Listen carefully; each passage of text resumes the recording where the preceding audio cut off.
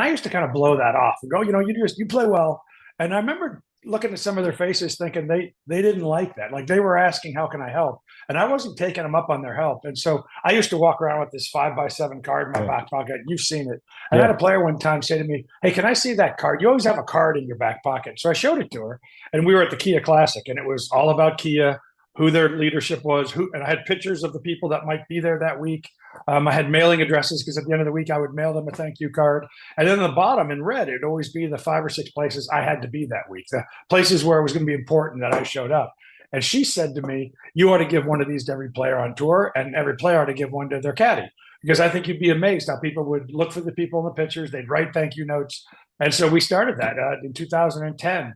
And so at least for the 12 years I was there, every week you showed up. When you showed up and registered for the event, the first thing you got was your 5x7 card. And you got one thank you card that hadn't been filled out yet. So you had to write one thank you card a week. And we would tell you who to write it to. Sometimes it would be a CEO, sometimes it'd be a CMO, sometimes it'd be their biggest customer they had coming in town. And I remember one time I was talking to a CEO and he said, "Mike, enough with the thank you cards." And I said, "What do you mean?" And he'd been a sponsor for 4 or 5 years. And he said, "I finally had one of my secretaries come in and clean out one of the drawers in my office because I couldn't throw them away. Like, what are you going to do? Throw away a thank you card from Michelle Wheat?" And I said, "So one of your drawers on your desk is committed to the LPGA?"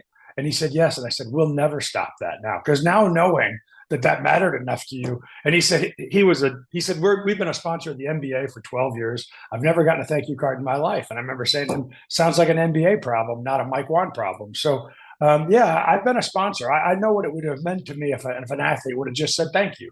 And I felt like we could be the franchise that would turn that in, and we did, and it's still happening today.